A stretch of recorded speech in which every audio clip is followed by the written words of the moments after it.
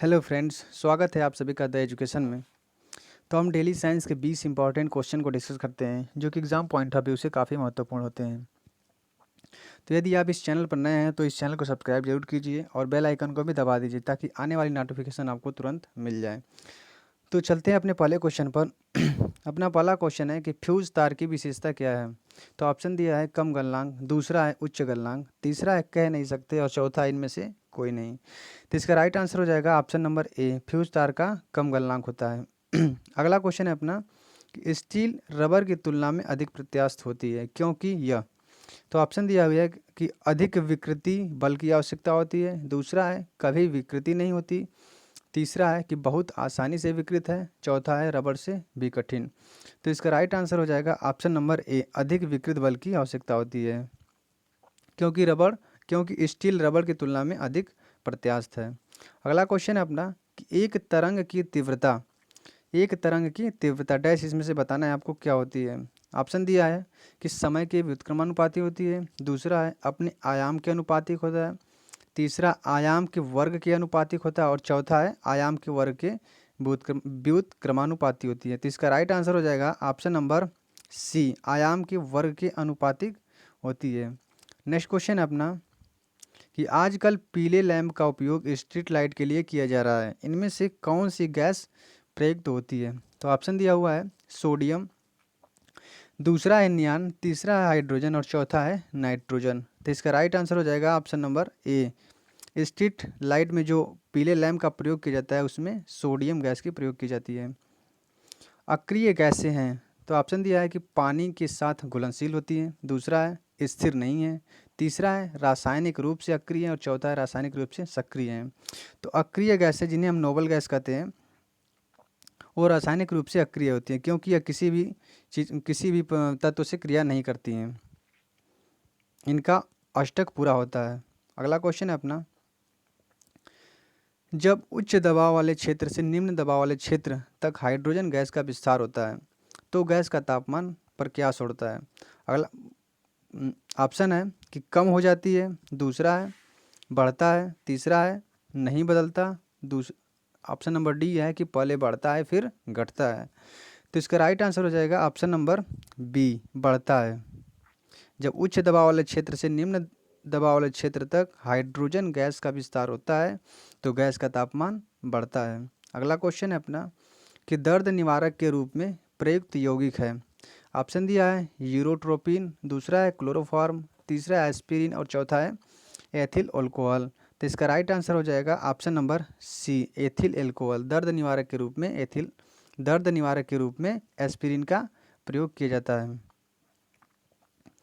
अगला क्वेश्चन है अपना कि सीमेंट के दरार का सबसे आम कारण क्या है जब सीमेंट जमती है। तो आपको इसमें से बताना है कि जब सीमेंट जमती है तो उसमें दरार पड़ जाती है, तो इसका आम कारण क्या है, आम मतलब कि सामान्य कारण क्या है इसमें से। ऑप्शन दिया है कि कार्बन डाइऑक्साइड की अधिकता के कारण, दूसरा है पानी की अधिकता, तीसरा है सिलिका की अधिकता और चौथा है ऑक्सीजन की अधिकता। तो इसका राइट आंसर हो जाएगा ऑप्शन नंबर बी, पानी की अधिकता। नेक्स्ट क्वेश्चन है अपना कि सबसे अधिक इस्तेमाल किया जाने वाला व्यंजक है। तो ऑप्शन दिया है शराब, दूसरा है सोडियम क्लोराइड, तीसरा है क्लोरीन और चौथा है कार्बन डाइऑक्साइड।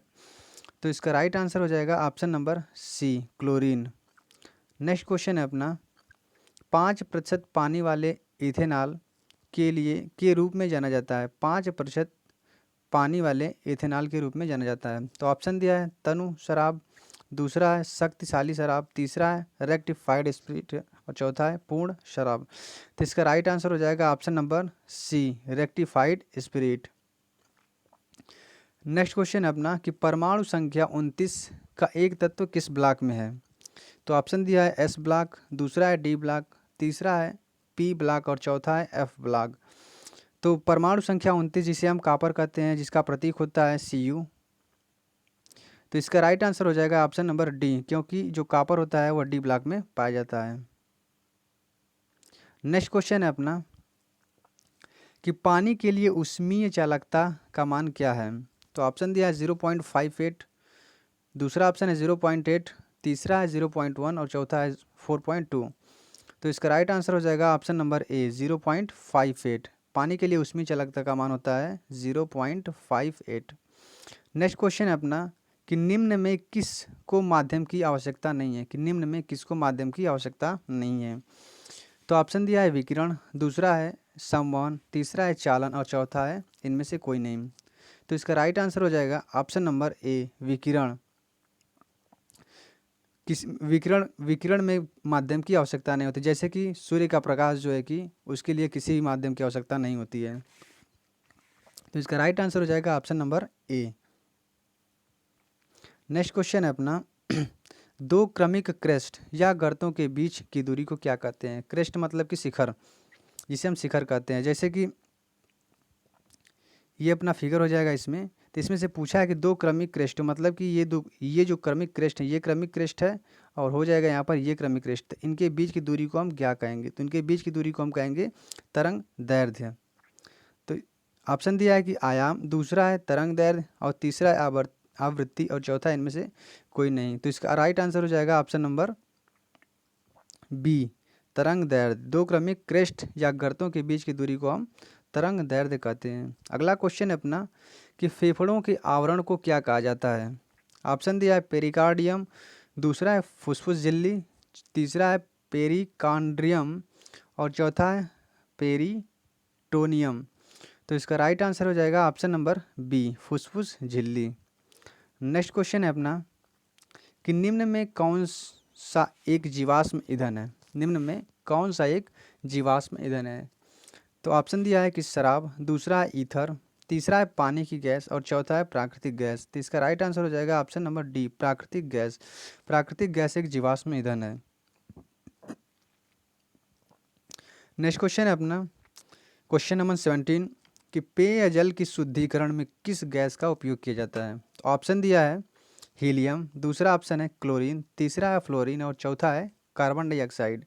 तो इसका राइट आंसर हो जाएगा option number B fluorine, option number B chlorine, क्योंकि पेयजल के शुद्धिकरण में क्लोरीन का प्रयोग किया जाता है। नेक्स्ट क्वेश्चन है अपना कि निम्न में से कौन सा ईंधन न्यूनतम वायु प्रदूषक का कारण है। तो ऑप्शन दिया है कि मिट्टी का तेल, दूसरा है हाइड्रोजन, तीसरा है कोयला और चौथा है डीजल। तो इसका राइट आंसर हो जाएगा ऑप्शन नंबर बी हाइड्रोजन, जिसे हम भविष्य का ईंधन भी कहते हैं। ऑप्शन नंबर बी हाइड्रोजन, क्योंकि हाइड्रोजन न्यूनतम वायु प्रदूषक होता है। नेक्स्ट क्वेश्चन है अपना कि हमें हरी घास का रंग हरा दिखाई देता है, इसका क्या कारण है। ऑप्शन दिया है कि यह हरे रंग के प्रकाश को हमारी आंखों पर परावर्तित करती है, दूसरा ऑप्शन दिया है कि यह हरे रंग के प्रकाश को अवशोषित करती है, तीसरा है कि यह हरे रंग के अतिरिक्त सभी रंगों के प्रकाश को परावर्तित करती है और चौथा इनमें से कोई नहीं।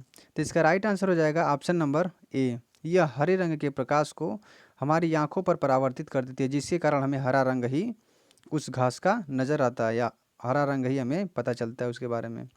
नेक्स्ट क्वेश्चन है अपना क्वेश्चन नंबर अंतिम है, ये लास्ट क्वेश्चन है अपना क्वेश्चन नंबर 20। तो एसिटिक एसिड निम्न में से किसका दूसरा नाम है। तो ऑप्शन दिया है कि सिरका, दूसरा है बेकिंग सोडा, तीसरा है कॉपर सल्फेट और चौथा है मैग्नीशियम ऑक्साइड। तो इसका राइट आंसर हो जाएगा option number A acidic acid का दूसरा नाम होता है सिरका, जिसका सूत्र होता है CH3COOH। तो ये अपना लास्ट क्वेश्चन था। तो थैंक्स फ्रेंड्स, यदि आपको वीडियो अच्छी लगी हो तो आप वीडियो को लाइक भी कीजिए, सब्सक्राइब भी कीजिए और शेयर भी कीजिए। धन्यवाद फ्रेंड्स।